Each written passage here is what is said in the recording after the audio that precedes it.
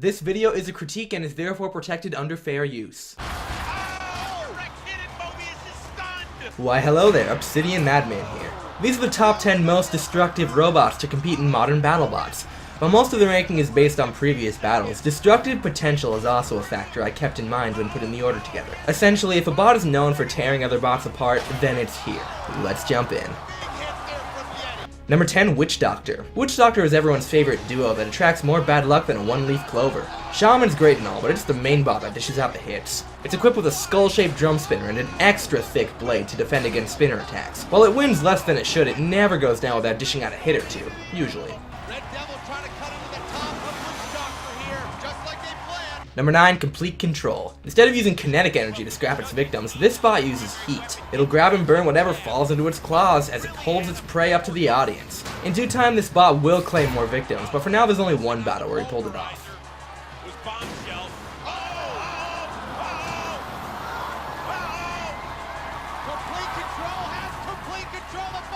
Still glorious. Number 8, Season 2, Bite Force. Potential? Yes. Execution? Questionable. This iteration of Bite Force deals a gnarly vertical spinning bar that could have been great. A friend of mine told me that if it ain't broke, then don't fix it. But then we wouldn't have gotten this.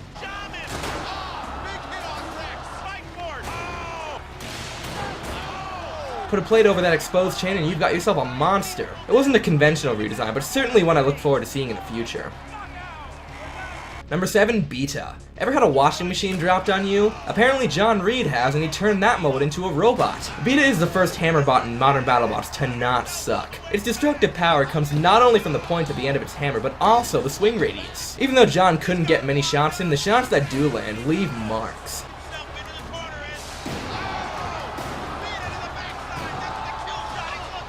Other hammer bots should take note. Number 6, Bronco. 6 wheels, 1 flipper, maximum hang time. Bronco is the king of the few flippers in Battlebots, letting gravity do the dirty work. Bronco has one job, launching bots into the air and letting them crash to the ground. Bronco is very good at this. Phenomenal driving and a bulky design allows Bronco to take control of all of his battles.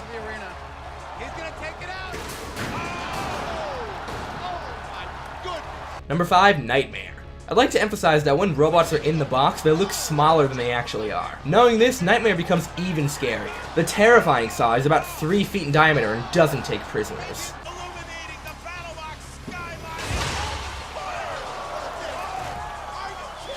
There are 2 teeth on the edge of the saw that give it the extra punch. It also rotates in either direction. While the 3-wheel design does cause stability issues, the destructive potential and iconic look make up for any design flaws. Number 4, Ice Wave. That is a 47-pound blade that is traveling 300 miles an hour. Well, there you go. Ice Wave is a nasty spinner with gray tips at the end of its blade, making it difficult to see. It's not good at self-riding, but it is good at ripping faces off of other bots. Here's to a Season 3 comeback. Before the top 3 are revealed, here are some honorable mentions. Cobalt. First of all, Cobalt is essentially the same as Robot War's favorite Carbide. Knowing this, it was surprising we only got 2 battles out of it. Cobalt did show tons of potential in both fights, making me look forward to any future battles. Hypershock. It's had some great moments, but not enough destruction or reliability to set it apart. Give a few parts an upgrade and this will be a bot with some serious hits next season. Stinger. It doesn't have a spinner or hammer, but it's very good at turning kinetic energy against its opponents. It's easy to disregard this design, but just ask Warhead how it did. Now that those are taken care of, on to the top cut. Number 3, Minotaur. Finally, time to talk about my favorite bot. Minotaur is a dense drum spinner with a 70-pound drum that rotates at 10,000 RPM. All 250 pounds is packed into that tiny space, which allows Minotaur to dish out hits like these.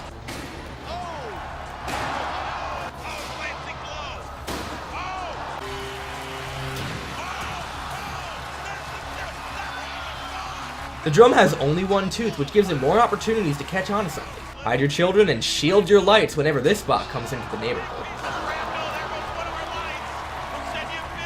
Number 2, Son of Waiachi. Taken out of retirement to settle a bet, Sao uses 3 meat tenderizers to obliterate any and every robot that ends up in its way.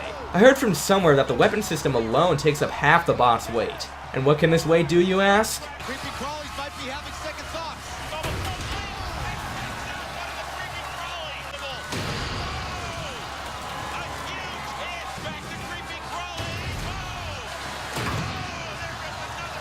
It's too bad we only got to see 2 successful battles with this terror. You can bet more bots would bite the dust at the hands of this legend if a chance arose.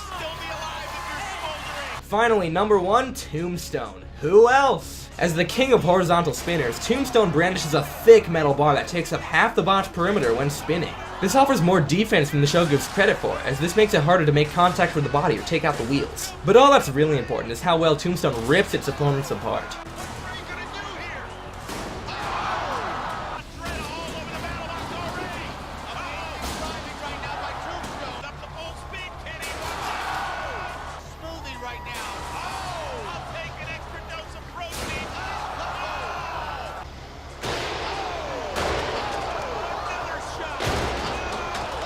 With all of Tombstone's knockouts in modern Battlebots, it easily takes the top spot as the most destructive Battlebot.